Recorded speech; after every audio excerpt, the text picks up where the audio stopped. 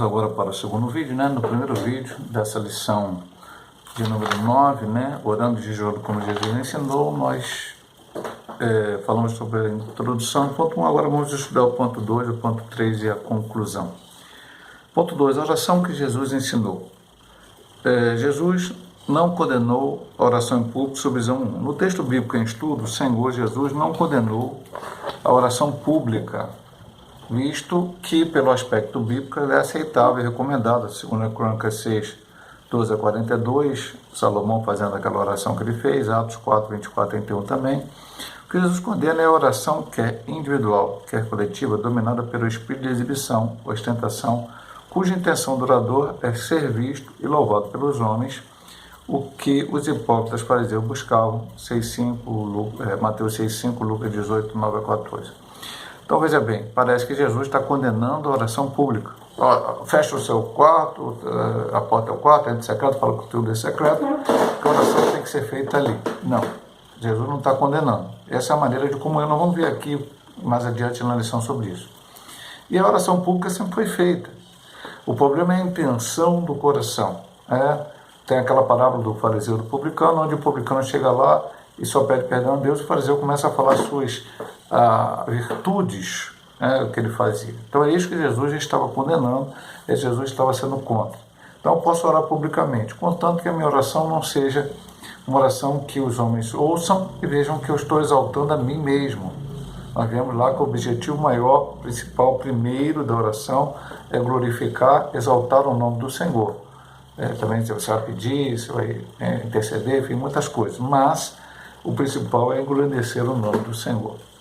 Então você pode orar também publicamente, não é pecado nenhum, mas também tira o seu momento secreto com Deus, fecha a porta do seu quarto, entra e fala com Ele. Jesus quer que sejamos discretos, é a subdivisão 2. As expressões entrem no teu aposento e fechando a tua porta não significam que devemos ter um quarto para oração, só para oração. É claro que podemos fazer de algum cômodo de nossa casa um local particular para falarmos com o Pai. Contudo, no ensino de Cristo, em Mateus 6, 5, 6, sua ênfase não é o lugar, mas a atitude de quem ora. Esse lugar secreto traz o sentido de que quem tem a mente e o coração transformados orará a Deus de modo humilde e sincero, sem buscar o aplauso dos homens. Para o cristão, o lugar secreto é visto como especial, a fim de se afastar do mundo e estar sozinho com Deus. Ele sabe que a sua recompensa não vem de homens, mas do Pai que está nos céus. Mais uma vez, um ensinamento que não pode ser deturpado. Nós vimos aqui no final, na subdivisão 2 do ponto 1, que não temos uma posição para orar, em pé, sentado, ajoelhado, um lugar só e assim por diante. Temos que orar. E aqui ele está falando, entra no teu quarto. Jesus está dizendo que eu só posso orar no meu quarto? Mas se eu quiser orar na minha sala? Não pode, pastor. Ele falou quarto. Se eu quiser fechar, trancar a porta do meu banheiro e orar dentro do banheiro? Não pode, pastor. Ele disse que foi quarto. Não, Jesus não disse quarto no sentido de proibir que você ore em qualquer outro aposento da casa. Ele disse para que você tire o momento de oração sozinho. Logicamente, eu não vou querer orar na sala. Veja que Jesus falou num tempo totalmente diferente. As pessoas viviam de uma maneira totalmente diferente. Mas hoje, é uma casa que tem várias pessoas. Na sala, como tem uma televisão, e as pessoas querem ver a televisão. Se você está em casa com outras pessoas no horário em que você vai orar. Então fica meio complicado orar na sala, pessoas falando, televisão ligada, ou outros aparelhos ligados, enfim, tal. Então você vai pegar aquele cômodo da sua casa, seja o quarto, outro cômodo, vai entrar ali e secretamente falar com Deus. Se for um momento que você esteja sozinho, qualquer cômodo servirá para isso. Então Jesus não limitou a um lugar específico. Ele está falando aqui, lugar secreto é visto como especial a fim de afastar do mundo e estar sozinho com Deus. E ele disse no final desse ponto aqui, só para frisar, ele sabe que a sua recompensa não vem do homem, mas do Pai que está nos céus. Então, não é as pessoas que têm que dizer para aquele homem, aquela mulher, é uma mulher de oração. Isso é uma coisa entre você e Deus, e nem você mesmo tem que falar, eu sou um homem de oração. Ore, faça como Daniel. Daniel não orava para aparecer. Por um acaso as pessoas viam ele orando porque ele orava para a banda de Jerusalém, então ele orava, as pessoas viam dentro da janela do seu quarto ele orando, mas ele nunca orou para aparecer, para mostrar às pessoas que ele orava. Evidentemente as pessoas vão ver você orando, mas aí você com Deus, porque ele vai te recompensar, ele vai saber, ele vai entender tudo isto. Não usei de vãs repetições nas orações. Quando a oração é balbuciada apenas em palavras vazias, perde o foco, que é Deus, e se firma nas vãs repetições. Sobre esse assunto, Cristo novamente combate os escribas, os quais faziam longas orações. Não é verdade que o Senhor desprezava longos períodos de oração, pois na Bíblia encontramos esse tipo de oração. Mas o que ele contraria aqui é a atitude de alguém achar que quanto mais fizer barulho, Deus lhe ouvirá. Esse procedimento era peculiar dos pagãos, como bem observamos no caso dos profetas de Baal, quando Elias os desafiou, eles ficaram falando alto, ficaram até se rasgando, fazendo muito troço, e nós, logicamente, a gente sabe que Baal não respondeu. Ora, na Bíblia, encontramos orações curtas feitas pelos homens de Deus com verdadeiro sentimento e que foram respondidas prontamente, como exemplo, Salomão, Ezequias. Oração que tem repetição, mas que não envolve futilidade, mecanicismo, tem o seu valor e é aceitável. Pois assim Jesus orou. Quando entregamos tudo nas mãos de Deus, em oração sincera e humilde, Ele cuida de nós. Jesus quer que sejamos discretos. O que o autor da lição quer dizer com isso? Porque o texto não vai colocar lá. Jesus não diz, seja discreto quando orar. Ele está fazendo um comentário em cima do texto. É que a nossa oração não tem que ser como oração que aquele. Jesus estava combatendo um erro dos seus dias. E parece que esse erro continua muitas vezes acontecendo nos nossos dias. O que é vãs repetições? É você ficar simplesmente. Tem gente que decora um tipo de oração, não é nem que ele. Daqui a pouco nós vamos ver aqui o Pai Nosso. Não é que a pessoa fica repetindo o Pai Nosso. Jesus ensinou o Pai Nosso. Tem gente que gosta. A igreja católica fica lá. Você vai resolver o seu problema orando tantos Pai Nosso. Aí o cara fica, Pai Nosso que é no céu, santificado seja o seu nome, Pai Nosso que é no céu. Jesus não ensinou, é isso que Jesus ensinou. Foi um modelo de oração. Eu sempre falo sobre o Pai Nosso. Pai Nosso que está no céu, santificado seja o teu nome. Primeiro, glorificar a Deus. Por nós, cada dia nos olha, agradecer a Deus por aquilo que Ele tem nos dado. Seja feita a tua vontade, assim na terra como no céu. Ou seja, eu estou orando, eu estou pedindo, eu creio que o Senhor pode fazer, eu creio que o Senhor pode fazer muito mais do que eu estou pedindo, até o que eu estou pensando, mas que a sua vontade seja feita e não a minha. E assim por diante. Nós temos que, o modelo, pastor, tamanho da oração, mais uma vez, né? A gente fala de lugar, de em pé, sentado. Jesus não impediu que você orasse longas orações. Não.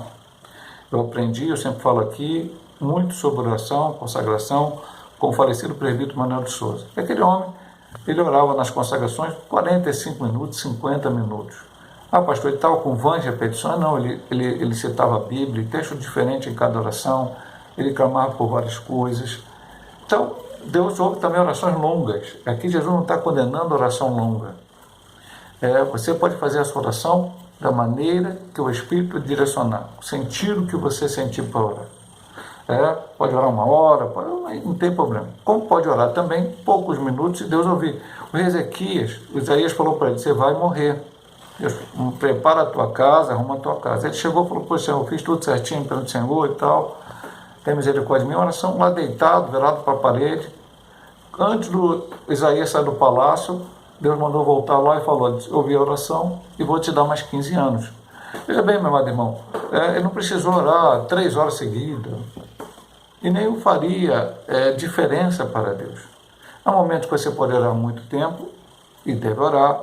Há momentos que você tem que fazer uma oração rápida, faça essa oração rápida. Só não deixe de orar, não deixe de acreditar no Deus que está ouvindo a tua oração. Outra coisa, nunca coloque a fé na tua fé. A fé na minha maneira de orar. A fé tem que ser no Senhor. Quem responde, quem atende é Deus. Você faz a sua parte, sinceridade. Aqui ele fala, oração que tem repetição, mas não envolve futilidade, mecanicismo, nem tem o seu valor aceitável, pois assim Jesus orou. Quando entregamos tudo nas mãos de Deus, em oração sincera e humilde, Ele cuida de nós. Ele quer que nós sejamos sinceros, como voltamos à lição passada, seja verdadeiro em suas atitudes, nas suas orações, Nós vamos ver agora o jejum, que semana passada também falava, e Deus vai te ouvir, Deus vai te atender. Não porque você tenha méritos, mas pela misericórdia, graça, amor e bondade dele. Vamos para o último ponto, oração e jejum. Oração e jejum, uma combinação perfeita. Em inúmeras passagens da Bíblia, podemos notar que oração e jejum estão bem combinados. 1 Samuel 7, 5, 6, 2 Crônica 23, 5, Esdras 8, 21, 23, Neemias 1, 4, e assim por diante, Lucas 2, 37. Por meio dessa escritura, podemos dizer que oração e jejum são vistos como atos que revelam disciplina, autonegação e humilhação, e mostram também dependência total de Deus em momentos mais extremos, quando precisamos buscá-lo para resolver um problema específico ou receber uma determinada orientação. Então, devem andar juntos, oração e jejum. A Bíblia diz, orar e jejuar, para quando entreis em tentação. Então, você vai ver muitas vezes no Antigo Testamento, no Novo Testamento, as pessoas orando, elas e jejuando. Agora, sempre sim, o propósito de oração e o propósito de jejum tem que ser para glorificar a Deus. O propósito de oração, o propósito de jejum tem que ser, como João vê aqui na continuação, propósitos que estejam de acordo com a vontade de Deus. Nada de futilidade, como eu disse no ponto anterior, nada de mecanicismos, mas nós vamos ver sinceridade no coração. Deus vai estar vendo o que você está fazendo, como viu nesses homens todos citados aqui anteriormente, que oraram e jejuaram. O aspecto bíblico sobre o jejum. Na Bíblia, há 3 eventos que caracterizam a necessidade de jejum. Ato de humilhar-se por meio de confissão aconteceria por causa da tristeza do pecado. Deuteronômio 9:18, Jonas 3:5. Foram momentos que era necessário se humilhar perante o Senhor. A da lamentação, fosse por causa de um mal sofrido, fosse por alguma praga, uma derrota sofrida, uma batalha ou ameaça. Juízes 20, 26, Neemias 1:4, que acho que é um texto bastante interessante, Esther 4:3, o povo de Israel vai ser destruído. Esther foi lá e jejuou, Mardoqueu, todo o povo judeu, e Deus mudou aquele quadro, como Neemias também Deus mudou o quadro. E o evento espiritual de grande concentração de fiéis, como no caso do envio de missionários, e a escolha de homem para a obra, Atos 13, 2-3, é um dos textos da leitura bíblica da semana. Aliás, acho que é o teu texto, eu vou até ler aqui, o texto base da lição aqui, o texto áureo. Disse o Espírito Santo, apartai-vos a Barnabé e Saulo para o que os tenha chamado. Então, jejuando, orando e pondo sobre as mãos, os despediram. Foram escolher missionários, oraram, jejuaram e enviaram eles para fazer a obra que tinha que ser feita. Pela lei mosaica havia um jejum anual, no dia da expiação, ou Yom Kippur, dia do perdão.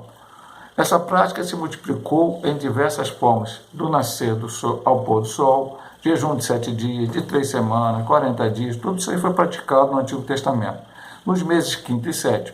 Diante disso, os judeus decidiram jejuar 2 vezes por semana, que se tornou uma prática degenerada por causa do orgulho, como no caso dos fariseus, que é Lucas 18:12, é que o fariseu batia no peito e falava, eu jejuo 2 vezes na semana.